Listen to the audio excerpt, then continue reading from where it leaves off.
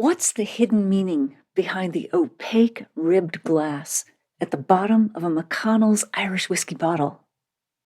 What made the opportunity to revive the historic McConnell's Irish whiskey brand important enough to leave behind a long and secure career? And how does a master distiller notice that something is slightly off just by smelling the air long before anyone else can spot it? In today's episode, you'll hear the stories and tips that answer those questions in our chat with John Kelly, CEO of the Belfast Distillery Company, responsible for reviving one of Belfast's most famous brands, McConnell's Irish Whisky, which actually dates back 250 years to 1776. By the end of our conversation, you'll also discover how Belfast went from exporting more than 75% of all Irish whiskey to losing the McConnell's brand and being wiped out for nearly 80 years. What the different symbols on the McConnell's bottle reveal, it's fascinating history and backstory. How John Kelly navigated COVID, government negotiations, and U.S. investors to keep the McConnell's revival going. How relationship building and a strong sense of place helped McConnell's earn a spot with the LCBO, which is really tough to get into. What it took to transform Belfast's Crumlin Road Gaol, a Victorian prison, into a working distillery and visitor center. Why John describes McConnell's as the first legal whiskey distillery ever built inside a prison. The connection between the brand and female empowerment in the whiskey industry today. Why McConnell's deliberately spells whiskey without the E, unlike almost every other Irish whiskey. And why 5 years is the magic number for McConnell's and what that extra time in the cask adds to whiskey.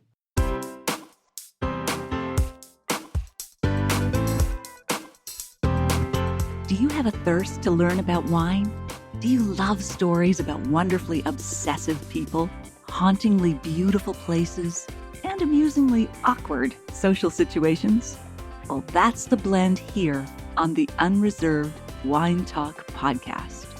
I'm your host, Natalie McLean, and each week I share with you unfiltered conversations with celebrities in the wine world, as well as confessions from my own tipsy journey as I write my third book on this subject.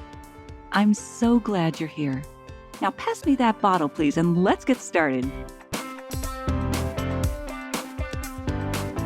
Welcome to episode 381. Happy St. Patrick's Day! Or should I say, top of the morning to you? Whether you're Irish or just Irish for the day, there's no better time to raise a glass. And that's just what we did on City TV's breakfast television this morning. But did you know that how you pour, clink, or even stir your drink can make or break your luck? So today we're exploring 5 Irish drinking traditions and spirits that pair perfectly with each one. Now, both my grandmothers were Irish, Bryden and Brophy, so these superstitions and drinks are essentially my family DNA and history in a glass. And yes, I will not be doing this entire podcast with an Irish accent, or as one of my grandmothers would have said, now cut it out now. So I will. Ireland is likely the birthplace of whiskey. The first written record of whiskey anywhere in the world comes from Ireland in 1405. Let's start with superstition number 1. Make it ring. This first superstition goes back centuries in Irish pub culture. If 2 glasses touch but don't make a sound during a toast, you've invited 7 years of bad luck. Or worse, 7 disappointing drinks in the pub, which in Ireland is likely the greater tragedy. The clink is the sound of the official start to the evening. And which whiskey is perfect to ring in your toast? Why, I'd say Jameson Triple Triple, Irish whiskey. And you're not seeing double double, it is triple triple. Jameson was founded in 1780 by John Jameson, a Scottish lawyer who moved to Ireland, married Margaret Haig, and they raised, get this, 16 children together. In their spare time, they built one of Dublin's most prestigious and storied distilleries. The family motto, Sine Metu, means without fear, and was earned in part through encounters with pirates, so it is still on every bottle today. Now, just speaking personally, but if your brand story includes persevering through pirates, you've got my attention. Now, Dina, the host on Breakfast TV, asked me, what is triple triple meaning? And triple triple means they're running the whiskey through the stills 3 times. And with Jameson, triple triple would be 6 times. So it becomes extra smooth. What also makes Jameson triple triple stand out is its maturation in French chestnut casks. It's the only whiskey in Canada finished this way. Chestnut imparts toasted, nutty, dark chocolate notes that weave beautifully in with Jameson's signature smoothness. Jameson Triple Triple won the silver at the World Whisky Awards in 2025, and if you need further proof that Ireland has always known how to make people happy, look no further than the 10 million cases produced of Jameson Triple Triple. Now that makes me take a double take and makes me so happy I want to add another triple in there.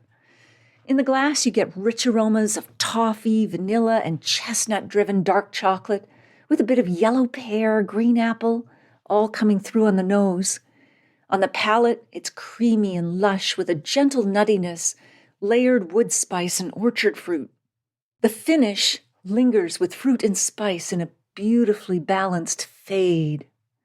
I showed it on the show both neat and on the rocks, but it's also great in a cocktail. It's very versatile. I'd also pair it with dark chocolate almond brittle, shards of bittersweet chocolate flecked with toasted almonds, their crunch warm and fragrant from a warm oven, and the bitter snap of cocoa pulling every dark chocolate and toasted almond note right out of the Jameson Triple Triple and onto your tongue. I cannot help myself. I just really want to do an Irish accent. All right. Number 2, what's the second superstition against crossing your arms when you toast? Crossing your arms with someone else or entangling them, wrapping them around, while clinking glasses entwines your luck and your love life with them. So careful as she goes here.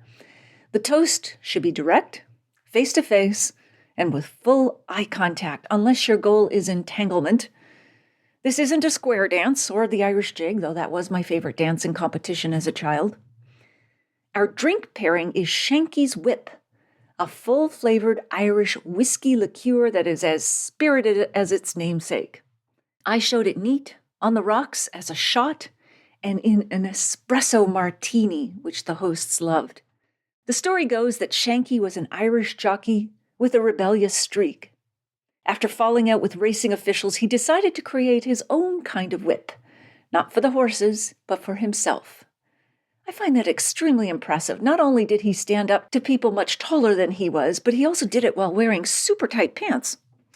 So he blended Irish whiskey and spirits with caramel and vanilla to create a smooth, rich liqueur. I also respect anyone who does a career pivot and brings caramel with them. The finish is cozy and lingering, like a spirited hug.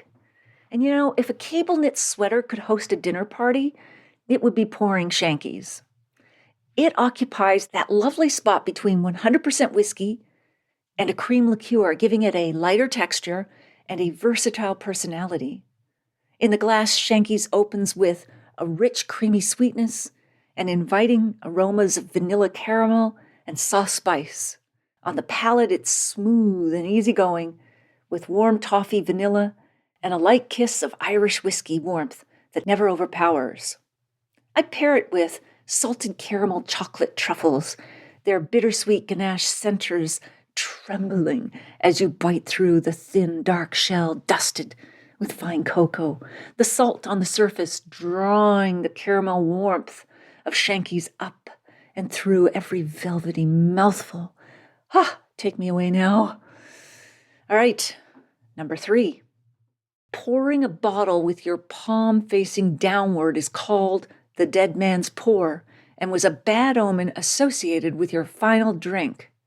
Hold the bottle with your palm facing down to signal openness, friendship, and that you actually know how to hold a bottle without dropping it. And the whiskey that deserves this respectful pour? Well, that would be Redbreast 12. It's the gold standard, the kind of whiskey that makes you want to sink into a big leather chair and discuss philosophy or the latest episode of Bad Sisters. Love that show and their Irish accents. I offered the hosts Redbreast 12 neat, or in a simple but delicious cocktail called the Scent of Spring with bitters and soda water. Now, Redbreast was first bottled in 1912 by Dublin wine merchants W&A Gilby, who had a clever solution for their emptied sherry casks. They sent them exclusively to the Jameson Distillery on Bow Street to be filled with pot still whiskey. It's a great example of recycling, proving that the Irish were green long before it became a marketing trend. That sherry influence has been at the heart of Redbreast ever since. The name came from the managing director of the time, who happened to be an avid bird watcher. He named it after the beloved robin redbreast, a bird associated with warmth and the festive season and joy, which turned out to be a perfect description for this whiskey.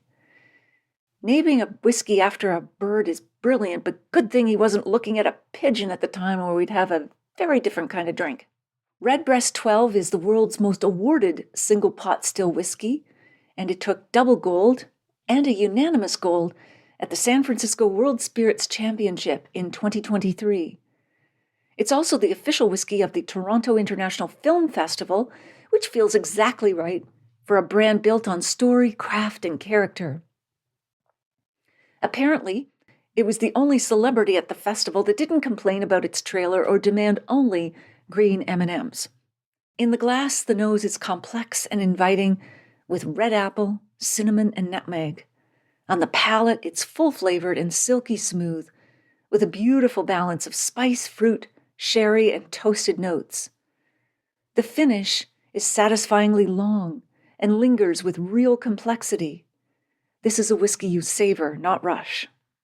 I pair it with baked apple strudel pulled from the oven, the pastry shattering crisp and golden at the edges, and the filling fragrant with cinnamon nutmeg and soft, caramelized apple, every warm bite echoing the spiced nose and apple character of Redbreast 12, as though they were made for each other. Superstition number 4. Stir with a knife, stir up strife. Using a blade to mix drinks was believed to invite arguments at the table. Whether you were making an Irish coffee, cocktail, or anything that needed a stir, always reach for a spoon or a glass stirrer. The butter knife is for butter, not for mucking around with your destiny.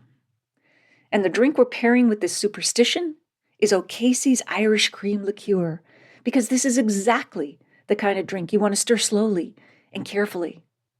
It's the velvet tracksuit of beverages. Fancy, yet comfortable. Smooth, yet strong. O'Casey's Irish Cream Liqueur on its own is beautiful, or in an Irish coffee topped with whipped cream and sprinkled with cinnamon and nutmeg. O'Casey's comes from First Ireland Spirits, Ireland's largest independent cream liqueur company, established in 1993 in the small village of Abbey in County Lois. The company has its own purpose-built production facility on a 7-acre site and is now available in 33 countries, making it the largest Irish-owned producer of Irish cream liqueur in the world. They have successfully turned deliciousness into a national export, right after Lost Poets and Love Songs. First crafted in 1994, O'Casey's uses only the highest quality Irish cream and Irish whiskey blended with fine spices. It has won awards twice at the prestigious International Wine and Spirit Competition in London and took home the Chairman's Trophy at the Ultimate Spirits Challenge, one of the most respected competitions in the world. In fact, it has more trophies than my entire high school athletics department and tastes much better than a participation ribbon. In the glass, O'Casey's opens with rich and decadent aromas of creamy vanilla with light hints of chocolate. On the palate, those notes carry through with delicate sweet flavors and a beautifully velvety texture that feels indulgent. It's like drinking a cloud that went to toffee finishing school. I pair it with dark chocolate brownies, dense and fudgy at the center, with a crinkled top pulled straight from a warm oven. That oven is getting overdrive today. With deep cocoa richness of the brownie meeting the vanilla creaminess of O'Casey's in a pairing that feels like the best kind of indulgence on a chilly evening. And the final superstition today. In Irish tradition, your final sip of whiskey reveals the year ahead. If it goes down smooth, the months ahead will be too. But if it burns, buck up, buttercup. No pressure, but your destiny is in this glass. And for a final sip worthy of that kind of attention, it has to be Yellow Spot Irish whiskey. You can enjoy it neat or in a classic highball cocktail. The story of Yellow Spot opens on Grafton Street in Dublin with wine merchants Mitchell & Son. Like Redbreast, the Spot range was born from a clever cask reuse tradition. Mitchell & Son would fill their emptied imported wine casks with pot still whiskey, then mark the casks with colored spots of paint to indicate the age. Green for 10 years, yellow for 12, and so on. Green Spot is still produced today and holds the distinction of being the longest continually produced pot still whiskey in the world. Yellow Spot had a different fate. It disappeared from shelves in the 1950s and was essentially forgotten. Then, after a successful revival of Green Spot in the 2000s, Mitchell & Son went back to the historic logbooks and found the original recipe. Working with the distillery, they rebuilt it from those notes and relaunched Yellow Spot in 2012 to immediate global acclaim. This is proof that something truly great does not ever vanish. It simply waits to be rediscovered. What makes Yellow Spot unique is its triple cask maturation in sherry, bourbon, and Malaga wine barrels. No other whiskey in the Spot family uses this combination. Yellow Spot earned 99 points plus the Chairman's Trophy at the Ultimate Spirits Challenge, one of the highest scores ever awarded to an Irish whiskey. 99 points! That's the kind of score that makes every other whiskey on the shelf pause, look inward, and reflect on some self-improvement. In the glass, the nose opens with freshly mowed hay and cracked black pepper, red bell pepper, nutmeg, clove oil, and green tea. And then the Malaga casks deliver a wave of sweet honey and fresh peaches. On the palate, you get honeyed sweetness with pot still spice, along with fresh coffee, creamy milk chocolate, creme brulee, red apples, and toasted oak. The finish is sophisticated, complex, and sweet, followed by notes of red grape and dry barley. Just saying, if the year ahead tastes like this, it promises to be a very good year, or at least the start of one heck of an evening. I pair it with baked brie with honey and fresh thyme, the rind soft and yielding from, again, that warm oven. The interior, a warm flowing pool of creamy cheese, the honey, golden and fragrant on top, every bite echoing the honeyed peach and pot still warmth of Yellow Spot. All right, any final words of wisdom for our viewers? Salancha, may your troubles be less and your blessings be more, and nothing but happiness come through your door. I have two more just in case. May you be in heaven half an hour before the devil knows you're gone. And finally, may you have the hindsight to know where you've been, the foresight to know where you're going, and the insight to know when you've gone too far with your darn Irish accent. All right. On upcoming TV shows, we'll be chatting about fresh spring wines, beer, and spirits, and drinks for Easter, Mother's Day, Father's Day, FIFA World Cup, Canada Day, and summer sipping. Let me know if you'd like your brand featured on these TV segments or future ones, or if you would like to advertise with us through our podcast, newsletter, website, social media, or mobile apps. Email me at natalie@nataliemclean.com. I'm sharing more sips and tips on Instagram at Natalie McClean Wines, so join me there for more of the weird and wonderful. Speaking of that, what's new in the drinks world this week? Well, in France, there is a small wine fountain in the town of Marino that mistakenly pumped white wine into the local household water pipes during a festival instead of the town square, leading residents to get a pleasant surprise and buzz when they turned on the kitchen taps. Bone broth cocktails are having a moment. Food and Wine magazine recently highlighted drinks such as tequila cocktail with chicken bone broth, and another one with Wagyu tallow, broth, pickle brine, and sriracha. Eek, suggesting that the dirty martini has wandered into the soup kitchen and decided to stay there for dinner. The brand Black Tears Rum unveiled a digital competition recently called Race to Havana, in which participants try to travel 600 kilometers using bottles of rum as currency. It sounds like part road trip, part fever dream, and entirely designed for anyone who has ever looked at a bottle and thought, yes, that could buy me passage. Meanwhile, the liqueur brand Passoa has just launched the Sunset Tracker, a global digital tool that notifies users exactly 2 hours before sunset in their specific city, directing them to local bars with the best views, and wow, they just happen to be pouring Passoa, a clever bit of experiential tech to drive the spritz occasion with their fruit flavor liqueurs.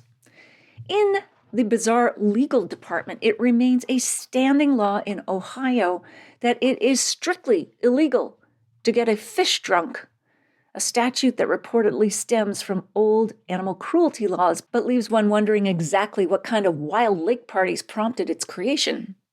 In Alaska, it's illegal to give a beer to an elk.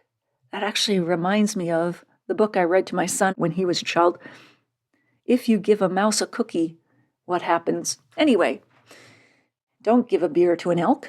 It's a law that dates back to a 1930s incident where a pet elk named Mortimer caused a local riot after drinking a bucket of homebrew.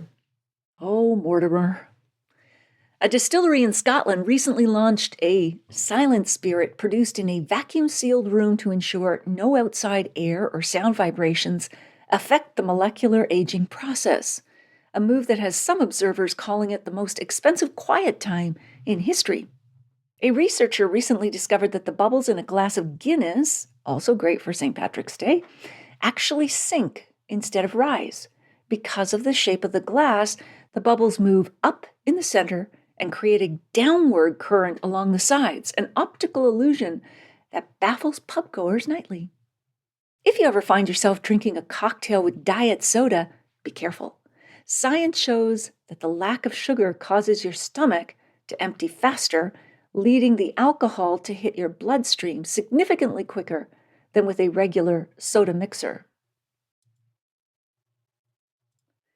And for your weird scientific fact of the week, did you know it takes roughly 600 to 800 individual grapes to produce a single regular 750 ml bottle of wine? That is a staggering amount of fruit. All right, for your calendar this week, March 18th is National Sloppy Joe Day and National Lacy Oatmeal Cookie Day. The Sloppy Joe is a gloriously messy sandwich that oddly plays well with wine. The sweet tomato-based sauce pairs surprisingly well with juicy reds like Zinfandel, Primitivo, or a ripe Gamay. For something more playful, try a canned craft beer or a retro rum and cola alongside something unapologetically saucy.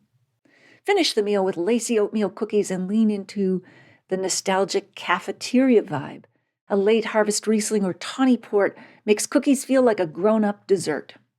March 19th is National Poultry Day and National Chocolate Caramel Day, Oranges and Lemon Day. Roast chicken is famously one of the most wine-friendly foods on earth because of its crispy skin, fat, and savory flavors that work well with both whites and reds. Some secretly use it as a universal pairing test. A fun chicken three ways tasting works beautifully. Fried chicken with champagne or pet nat, roast chicken with a Chardonnay, lemony chicken with a bright Sauvignon Blanc. Round out the day with a chocolate caramel dessert and an orange or lemon accented cocktail to honor both the sweet and citrus holidays landing on the same date. March 20th is National Ravioli Day, the Great Meat Out Day, Crawfish Cravers Awareness Day, and National Bock Beer Day, and, hey, the first day of spring. Spring officially arrives on March 20th, making it the perfect occasion to crack open a rich, malty German-style Bock lager and bid farewell to winter. See you later.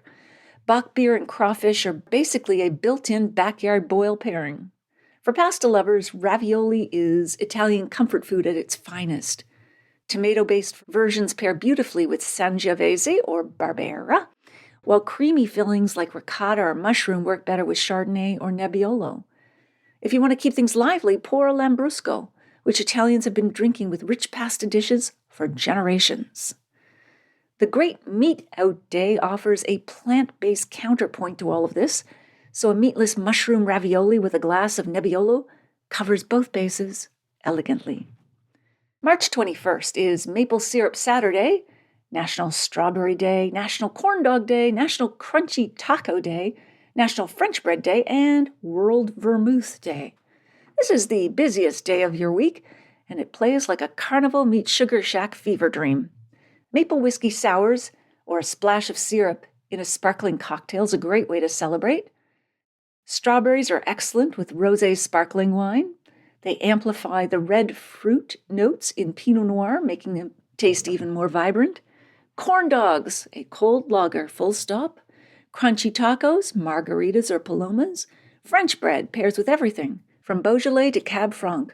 But the most creative move is a crunch and splash, dipping a warm sea salt-crusted baguette into a chilled citrus-forward white vermouth for a savory aperitivo moment. Now, World Vermouth Day deserves far more respect than it gets. Vermouth is one of the most versatile bottles behind any bar.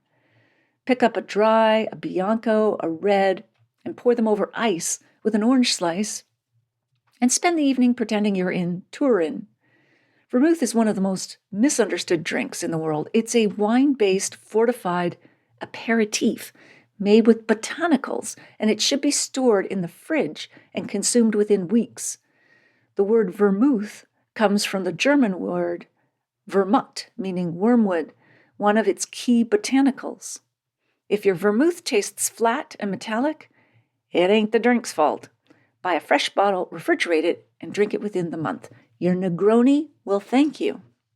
March 22nd is National Crepes Day, a ready-made excuse to build a crepe and sparkling wine brunch flight. Classic lemon sugar crepes with Prosecco, Nutella crepes with a slightly sweet sparkling red, savory ham and cheese crepes with a crisp German sec. March 23rd, National Chip and Dip Day, National Chia Day, National Melba Toast Day, and National Tamale Day. An excellent reminder that wine pairings don't have to be fancy. Salty chips work beautifully with sparkling wine, and a crisp lager because bubbles cut through fat and salt.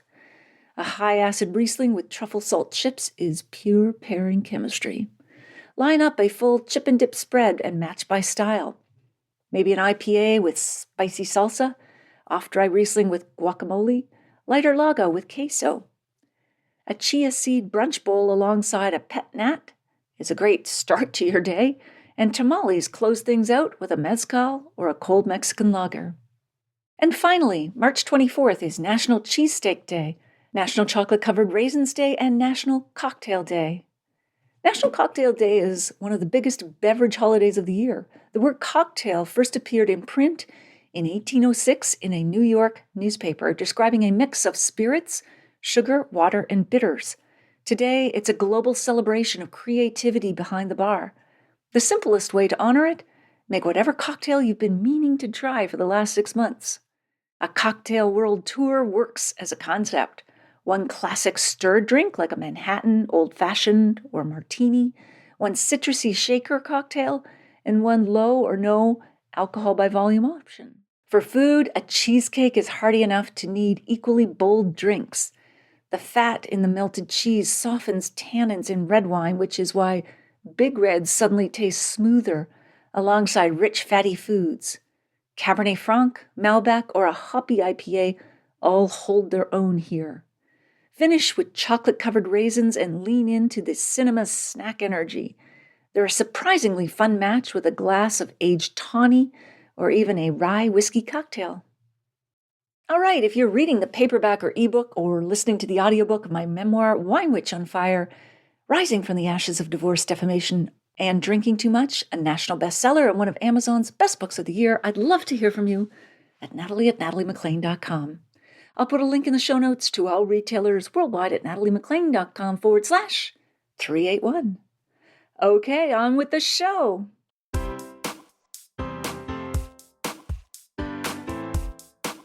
All right, so John Kelly, welcome to Canada. Thank you, Natalie. I'm delighted to be here. I'm excited to try your whiskeys. Not only are they fabulous, but you've got many colorful stories to share with us. Right. For those who may not be familiar with your history or the brand, I'm going to just share a few details first and then we'll get into it. Perfect. Sounds good? Okay. Perfect. Sounds great. So you are the CEO of the Belfast Distillery Company. You're responsible for putting Belfast back on the whiskey map. Yes. Good for you. The city is also where you were born and raised. Right. And you even said your high school is kind of like really close to where the whiskey is made today, right? Right. Well, our brand home is in an old prison. When I was at school, it was right beside the prison. So we could hear the guys kind of kicking football in their yard as we were playing soccer in our yard, you know. That's great. It's great. It's great. But changed times, you know, that was an interesting period in Belfast history and things have transformed and changed a lot. But yes, I am very delighted to be producing our whiskey in my own backyard. And you're literally, what did your teachers tell you when you were a kid?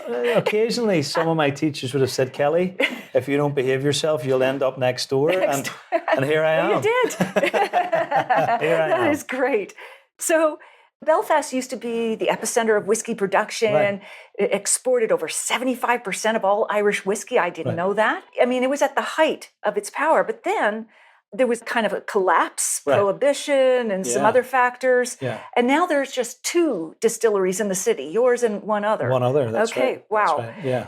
But your whiskey dates back to 1776. It has quite a long history. But you're really back to put it on the whiskey map, to revive the legend, the story of McConnell's. And so under your leadership, the brand has not only transformed, but it's now available and sold in 45 countries. Around the world. This is amazing. Thank you. 5 years. Thank you. Yes. Yeah. Yes. Okay, so I must add, though, too, before we begin, that I feel like I'm kind of talking to kin, because both of my grandmothers were Irish, Brophy and Bryden. Very good. And so they are raising a toast to you in heaven right now. So their own bottle of McConnell's up there. And were they from the north of Ireland? Which part of Ireland were they? Kilkenny. Lovely city. Yes. Wow, beautiful city. Kilkenny and Ulster. Okay, so, Ulster. Well, 2 different regions. There you go. There you go. Close to home, Ulster. Yes. Okay, so and we want to know if there's a moment, John, when you really knew that you wanted to bring McConnell's back to life. So it has this history, 1776, but it had faded. What kind of triggered the thought, this is a story that needs to be brought back, a brand that needs to be brought back to life? Well, look, my background is in this industry. You know, I've spent 30-something years in the industry, 22 years with the global giant that was Diageo, or is Diageo. And I was working with another Irish whiskey company.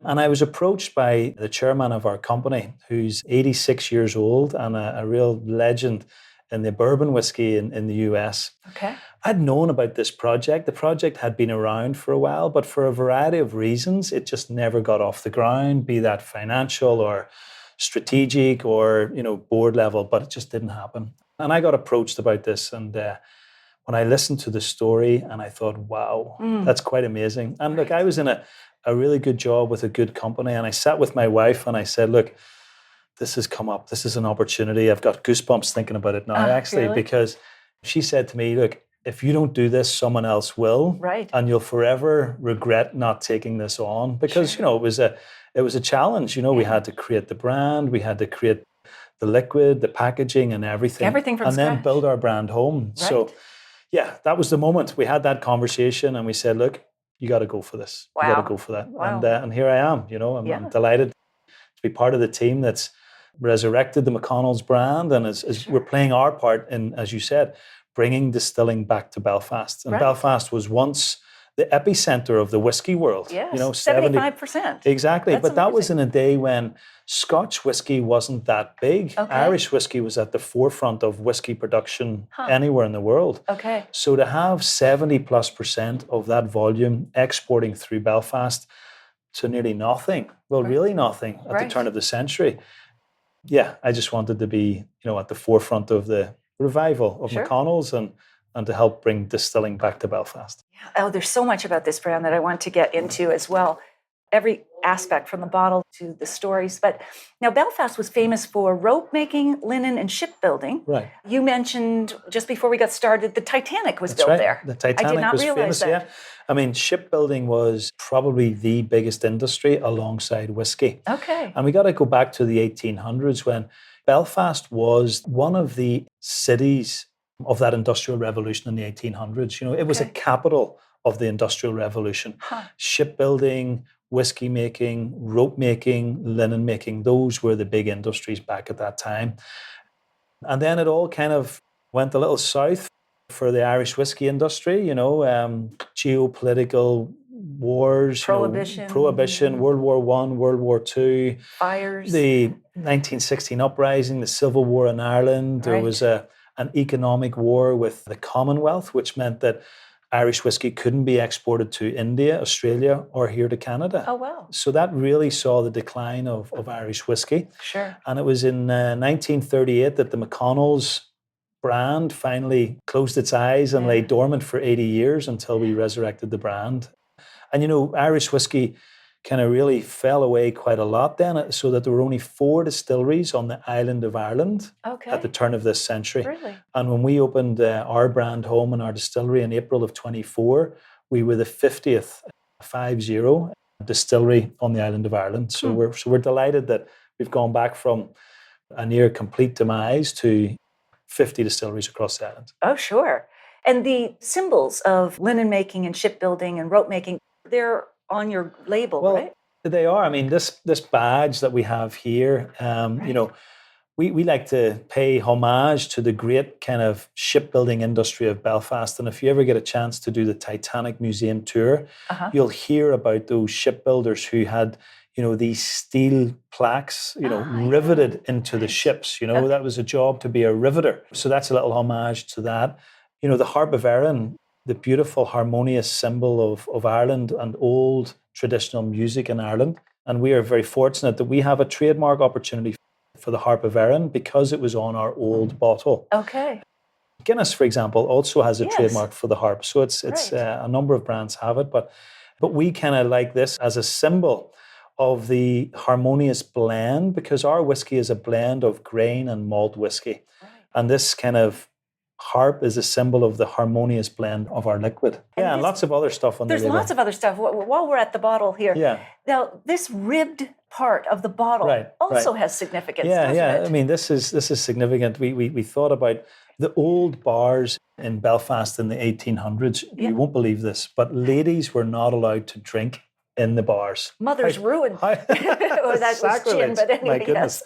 Take care of the children, stay home. Exactly. But our matriarch, Eleanor McConnell, was the mother of James and John McConnell, J&J McConnell. And she ran the business in the 1800s. She was a rectifying distiller in the 1800s. Okay, in the 1800s when women weren't even in business at all. She was not allowed to go into a bar to sell her product. But she was a rectifying distiller. Oh my God. Okay, so what is rectifying distiller? This is a person who refines the liquid that's coming from other distillers. Okay. So like a master blender, if you want, someone who brings those together and then blends them to their recipe. Sure. So it's pretty high skill to have. For a lady to have that job was unheard of back then. Okay. But the reason I mention it now is, and if you've talked about this opaque glass at the bottom of the bottle, ladies were not allowed to drink in the pubs of Belfast back in the 1800s. Okay. Clever publicans had little rooms almost like this in the pub downstairs, but they would have had an opaque glass around it. Okay. So that if the police came in to have a look to see if there's any ladies in the room, they couldn't see through the glass. They were hiding. So we thought this was a great story, and we thought we would kind of bring that into the design of the bottle. And they called that little room the Snug? The Snug. The Snug. Keep How the cute is women that? all snug. Keep them all in as the long snug. as we have our whiskey, I don't care how snug it is. Yeah, exactly. But so yeah, lots of great stories that we like to tell on the McConnell's there's bottle. so much just to the bottle alone. Thank you. A lot of people pitch brand revivals, but never follow through. So what was the one thing that almost stopped this from happening? What was the biggest obstacle to reviving this brand? Wow. COVID was a big obstacle. That's when you started. Well, exactly. Why not? Who would have thought? When the pubs and restaurants are shut down. Exactly. So there was no doubt that. But listen, COVID was a difficult time for everyone, and the industry kind of managed to get around that by doing things, by innovating. So we were briefing sales staff at the LCBO. We were having virtual calls over Teams and that type of thing. But there's no doubt that COVID was one hurdle that we had to get over. Wow. Unique to our project, I would say that our home is in an old prison, and we have a 125-year lease on that prison, It's owned by the government. Oh, really? So we were negotiating with the government. We also have a board of directors who are very keen to invest in Northern Ireland, but they're all US-based. Okay. So you've got a board of directors in the US, you've got the Northern Ireland government who own the building, you've got all of the legal guys, the financial guys, the banks. It's quite an incredible, eclectic mix of business people. Yeah. My job was to kind of get everyone kind of together and just kind of take us in the direction that we wanted to go in. And in all honesty, that took like a couple of years to really get everybody on the same page, signed up to the one document. And it was August of 2022 when we actually got going with the reconstruction. So that is great. And was there getting into the LCBO? I mean, I think the world's single largest purchaser of alcohol, maybe second only to Costco. But what was the conversation, or how did you get in? That is so hard to get in. Well, I'm a salesperson. I've general management roles, but primarily, what I do is sales, and I talk about shoe leather and building relationships. So it's so important to get out there, be it to Canada, to Asia, to Europe, even in our home city. Sure. But burn that shoe leather, get around the pubs, build relationships, talk to people. That's kind of part of the journey that we had with the LCBO. I met them on a number of occasions here. They were on an education trip to the distilleries of Ireland, and we were very fortunate that they wanted to come and see us. Yes. When we had them in the distillery, and we had a nice kind of tasting and a little bit of dinner, and they got to really, I think, experience what we're trying to do. The story, just what we're talking about today. And that was probably a pivotal moment in the relationship, because there are a couple of hundred Irish whiskey brands out there. There's 50 distilleries, but only 20-something of those distilleries have a brand home. Okay. And they're virtual distilleries, the rest of them? Like brands? They just don't have people who can come and see the distillery and spend time in the distillery. Right. Whereas we see this as like hand in glove. We see having the whiskey being part of the alcohol industry, but having the brand home being part of the tourism industry. We see that as so important to the success of the brand. And I think that resonated with the LCBO. They thought, wow, these guys are playing their part in bringing distilling back to Belfast. Sure. But they're also like bringing tourism to Belfast, and particularly this part of Belfast, which suffered after the troubles that we had in Belfast. The Northern Ireland conflicts. Right. 1998? No, it ended in 1998. It started, in the from 60s. 60s to 98 was when the Good Friday Agreement. And where our distillery is and where I went to school was like a bit of a, I don't want to say battle lines, but the two communities were segregated, and this was one of the lines of segregation. Okay. So a lot of kind of regeneration was needed in this space, and we were investing a lot of money into this space. And I think the LCBO really saw what we were doing for the community, what we're doing for tourism, and obviously what we're doing for Irish whiskey. And so it's not one meeting. I guess it's a series of meetings that's led to the great relationship that we have with the LCBO now. That's great. I keep putting this off, but I want to talk about the distillery itself. So you showed me a video before we started, and we'll put that video as part of this video. Yeah. But the prison itself is huge. Yeah. It was a Victorian prison. Right. And it closed in 1996, so it lay dormant. But you took it over and gave it not a complete, but a real retrofit facelift, but you still kept the character of the Victorian prison. Tell me how you blended the two. Well, I would say it is a complete reconstruction. Okay. But we left everything intact that we could do and that we were architecturally approved to do. Sure. So we had to have our own architect, but we also had to have a architect from the government. Because it's a historic building. Historic, Okay. heritage, grade A listed building. So all of the work that we've done in that building had to be signed off by those two architects before we could even start the construction. That's one of the things that took such a long time. Sure. So we had to preserve everything. So to give you an example, the gangways or the walkways where the cells are have these wonderful slate walkways. Okay. You know, it's an old-fashioned prison. If you think of Alcatraz, so if you Yes. think of Alcatraz, it's balconies and there's this kind of atrium. But we had these slate walkways on either side of the atrium, and we had to protect those. That meant that we couldn't knock away the walls or the walkways. Okay. So we had to actually lower our equipment through a hole in the roof Wow. by crane. Oh, wow. I'll never forget the day that we lowered our pot stills through the roof. So yes, we had to preserve everything in that reconstruction. And I think, I feel we've done an amazing, amazing job. We've Yeah. protected the history, the heritage, the wonderful building that it is. But, we've brought employment and we're producing wonderful whiskey in that space. So I'm very proud of the architects and the engineers who kind of made that happen. Well, I didn't realize till I saw it on the video, but it feels warm and cozy, and yet it's a prison. I Right. mean, you can still see the echoes of the prison there, but it still feels like an inviting place where you'd want to sit down. There are bar areas and barrel areas, and I wondered how you married the two when, it has this history of Yeah. suffering, and yet now it's a place of joy and welcoming. Well, I do wonder what would some of those prisoners that spent time there What they think? about They're what we're probably doing pretty now. They would happy. love it. Yeah, that's right. We do tell, like prisons were known around the world for illegal distilling. Okay. Prison Bootleg. inmates were making their own bootleg, Sure. their own moonshine. So we like to talk about our distillery as the first legal distillery in a prison anywhere in the world. That's great. I love it. Let's talk about Eleanor. You mentioned she took over the business. Her husband died. Yeah. 1828. Mm-hmm. In a world where women really weren't in business at all. Give me an example. Now, she became a rectifying distiller. That's amazing. But Yeah. is there another example that comes to mind that really showed how much fortitude she had? Well, I just think the fact that she was able to, rear her family. She had the two boys, but she was pregnant with her third child, and she was able to rear her family and be a businesswoman Right. with all of the sales and marketing that comes from running your business, and also be a rectifying distiller. I mean, I think about our organization, I kind of do the general management, the sales and marketing, but I've got a professional, great master distiller who looks after that. Right. But she managed to doing it kind all. of combine all of this, so Wow.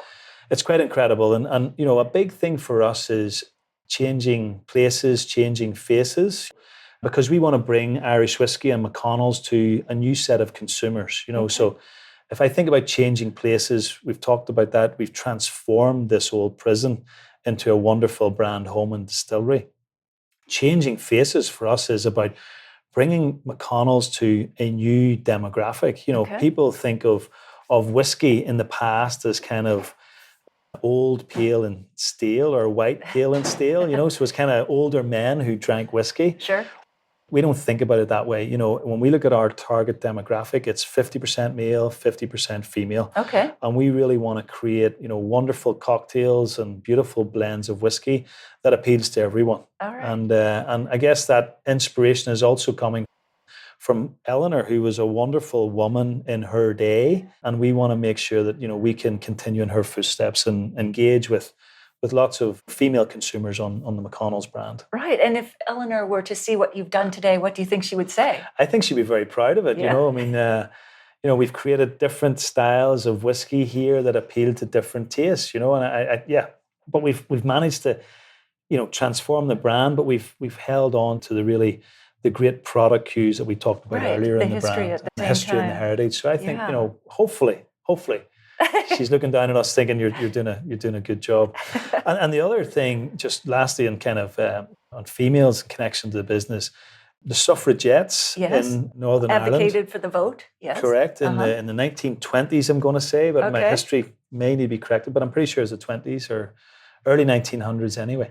But the suffragettes in Belfast, whenever they were marching, and some of them were actually imprisoned, believe it or not, they were imprisoned in A Wing, which is the wing that we're in. So not only did we have a wonderful matriarch in Eleanor McConnell, but we had some of those women back in the day who were fighting for civil rights and their fair rights, and they were also in our prison. So we think there's big connections there. Yeah, absolutely. Love it. So today, like, how do you ensure that Eleanor's legacy isn't just a marketing footnote? Are there any other things you do? You know, Women in Whisky is a big program in Ireland. All of the women that are involved in our business are all part of that kind of project, you know, so that's a dedicated project on the island of Ireland to kind of, you know, encourage females to come into the industry. So we make sure that all of our females that are part of our workforce are all part of that program. So again, that's a little bit of something that we think we're doing in kind of respect of Eleanor and the wonderful work she did. I would have liked my grandmothers to meet Eleanor. Yeah, I'm sure. Okay, so let's just skip ahead to some of the things that we haven't got to yet. Yeah. So you opened the distillery in April 2024 inside the old Crumlin Road Gaol, a Victorian prison. Yeah. There's a photo of prisoners on the roof in 1994 with a photo of the copper stills beside them. Yeah. Almost 30 years later. Okay. That roof where the inmates were in cells that were built in 1840s. Oh, wow. And this is in 1994. Huh. You know, these cells didn't have a toilet facility. There was no ensuite, you know, so this was slopping out in the morning time. Like, you know, so in the 1990s, that was like not right. So they got on the roof and for about a week in the summer of 94, they were on the roof kind of saying enough was enough, protesting, you know. And the prison closed down in 2 years later in 1996.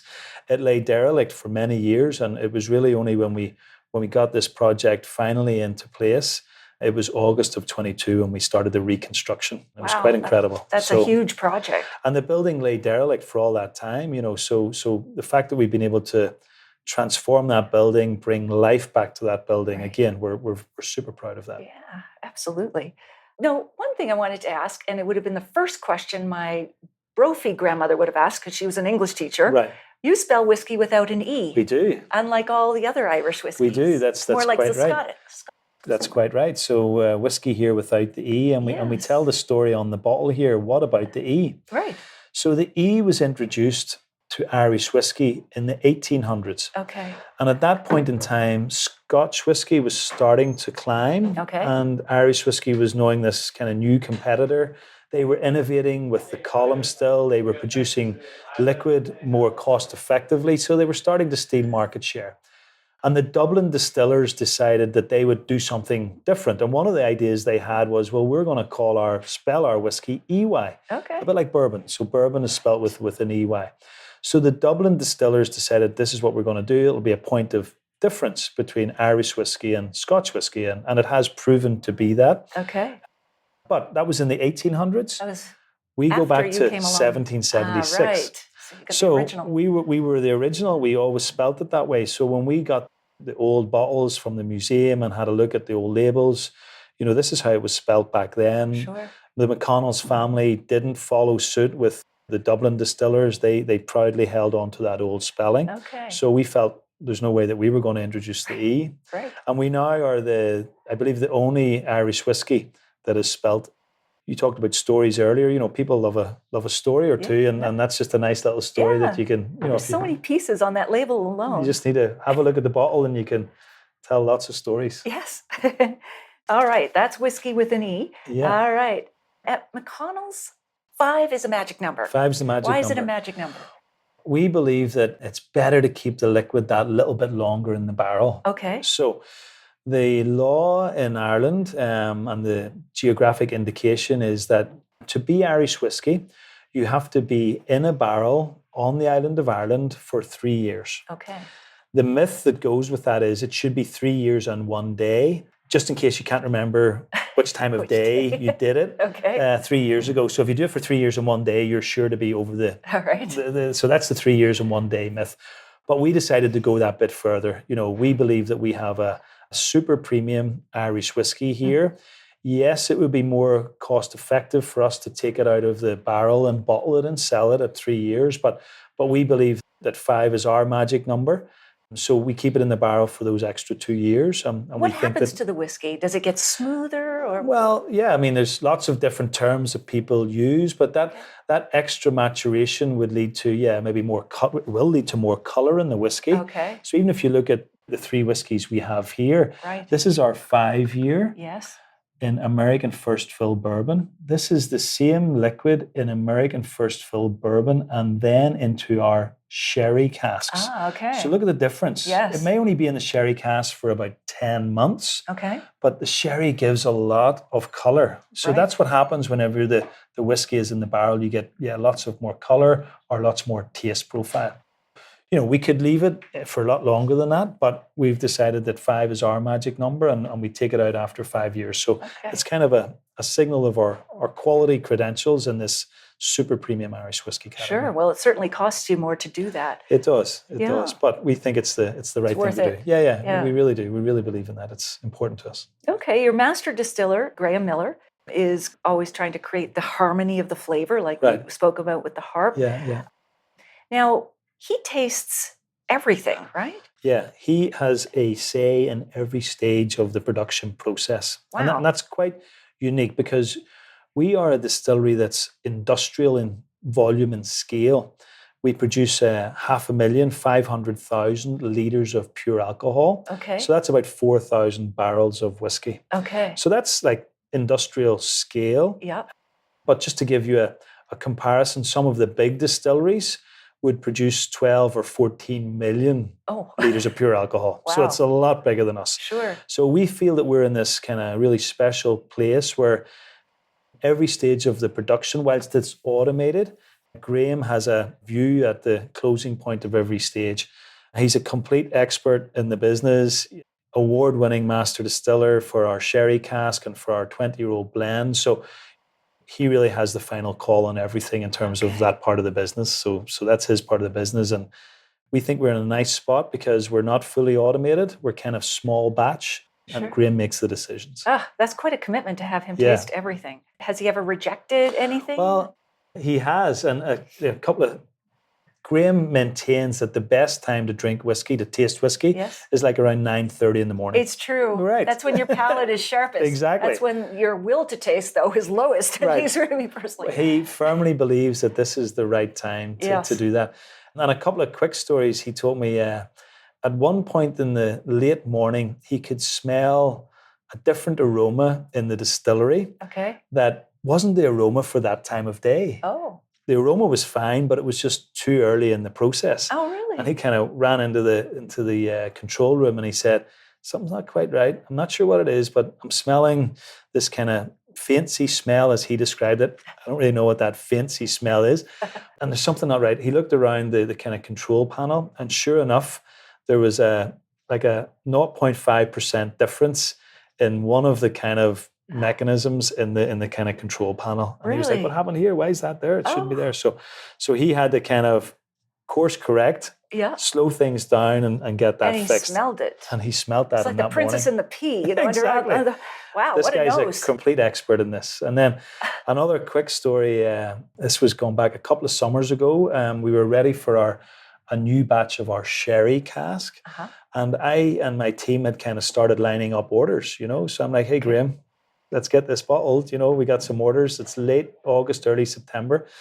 And he went to taste what was in the barrel and he came back and he said, I got some bad news, boss. Oh. It's not ready. It's not going to be ready for another 6 weeks. Oh. And I'm like, Graham, we've kind of got these orders lining up here. Going into the holiday season. And he's like, John, this is my call. And I'm like, I know it's your call, absolutely. So we waited for 6 or 8 weeks that time because he's the expert in this. I'm not the expert in this type of decision making. And that's why he's an award-winning blender and distiller, because he makes the decisions and we listen to his decisions. We left it for almost 2 more months in the barrel.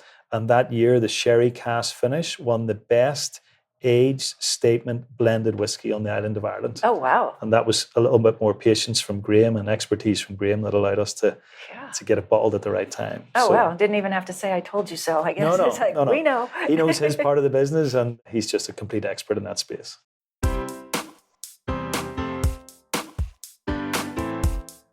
Well, there you have it. I hope you enjoyed our chat with John. Here are my takeaways. What's the hidden meaning behind the opaque ribbed glass at the bottom of a McConnell's Irish whiskey bottle? As John explains, their matriarch, Eleanor McConnell, was the mother of James and John McConnell, J&J, and she ran the business in the 1800s at a time when women were not in business at all. She was the rectifying distiller, but she was not allowed to go into a bar, even where her own whiskeys were being served. A rectifying distiller is a master blender, someone who brings together those blends in their own special recipe. The opaque ribbed glass at the bottom of the bottle is a tribute and a callback to when women were not allowed to drink in the pubs of Belfast back in the 1800s. Clever publicans, those who owned pubs, built little rooms in the pub downstairs, but they would have an opaque glass around it. So if the police came in to check to see if there were any ladies in the room, they couldn't see through the glass. And that glassed-in area was called the snug. So they were keeping all the women snug, which is fine as long as we have our whiskey. No, it's not fine. We need to be out and seen. Anyway, that was the 1800s. Let's not judge by modern standards. So we have this great story, and we thought we would honor it, says John, and bring that into the design of a bottle. Number 2, what made the opportunity to revive McConnell's Irish whiskey important enough to leave behind a long and secure career? John had spent 30 years in the industry, 22 of them with the global giant Diageo, and he was already working with another whiskey company, and he was approached by the chairman of the Belfast Distillery Company, who was 86 years old and a real legend in the bourbon whiskey business in the U.S. John had heard about the project. It had been around for a while, but for various reasons, it never got off the ground. Financial, strategic, board-level approval. It just wasn't happening. But when he heard the story and thought, wow, that's amazing, talked to his wife who said, look, if you don't do it, you're going to have regrets. Hey, John still has goosebumps thinking about it now because he did it. And finally, how does a master distiller notice something that is off long before anyone else can spot it or smell it? So McConnell's distiller Graham Miller maintains that the best time to drink whiskey, to taste it, is around 9:30 in the morning. And yes, regrettably, that is also the best time to taste wine because your palate is freshest, even though, personally, speaking from personal experience, even when spitting, it just tired me out. Oh my gosh, those tastings. Whew. So back to Graham. At one point, late one morning, he could smell a different aroma in the distillery that wasn't the correct aroma for that time of day. The aroma was fine, it wasn't off, but it was just too early in the process. So he ran into the control room and said, something's not right. Not sure what it is, but I'm smelling this fancy smell. And he looked around at the control panel, and sure enough, there was like a 0.5% difference in one of the mechanisms there. And as I told John, this reminds me of the story of the princess and the pea. This man has such an acute sensitivity when it comes to smell. Holy smokes. So now, if you missed episode 159, go back and take a listen. I chat about Cosmos in Sex and the City, champagne, and whiskey women with Mallory O'Meara, who wrote the book Girly Drinks. I'll share a short clip with you now to whet your appetite. The signature drink of Sex and the City was the Cosmopolitan. How did that happen? Up until that point, besides Julia Child drinking wine, there weren't many women drinking on TV. Carrie Bradshaw orders a Cosmo. Here was this very feminine drink. It's in a martini glass, but it's pink.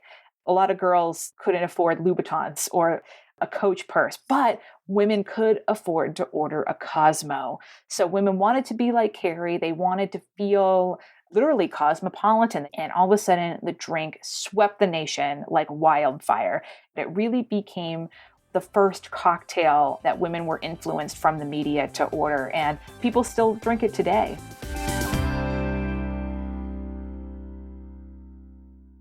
You won't want to miss next week when we continue our chat with John. To give you a taste of future guests, we'll have Michael Finnerty on pairing wine and cheese, Dr. Charles Knowles, who has just published a best-selling memoir, Why We Drink Too Much, Marisol de la Fuente on the wines of Argentina, Alan Ramey, author of the new book, Pressing Matters about starting a career journey in the wine world, and Nicole and Ramon Bassett on Tasting Victory, the Life and Wines of the world's famous sommelier Gerard Bassett. Do you have a question for any of our guests? Please let me know. Do you know someone who'd be interested in learning more about Irish whiskey and how to taste it? Please let them know about this podcast. Email them or text them now while you're thinking about it. It's easy to find the Unreserved Wine Talk podcast. Just tell them to search for that title or my name, Natalie McLean Wine, on Apple Podcasts, Spotify, their favorite podcast app, or they can listen to the show on my website at nataliemclean.com/podcast. Email me if you have a sip tip question or if you'd like to win one of 6 drinks books that I have to give away. I'd also love to hear your thoughts on this episode. And if you've read my book or are listening to it, email me at natalie@nataliemclean.com. In the show notes, you'll find a link to take a free online food and wine pairing class with me called The 5 Wine and Food Pairing Mistakes That Can Ruin Your Dinner and How to Fix Them Forever at nataliemclean.com/class. And that's all in the show notes at nataliemclean.com/381. Thank you for taking the time to join me here. I hope something great is in your glass this week. Perhaps a glass of McConnell's Irish whiskey that has many stories to tell.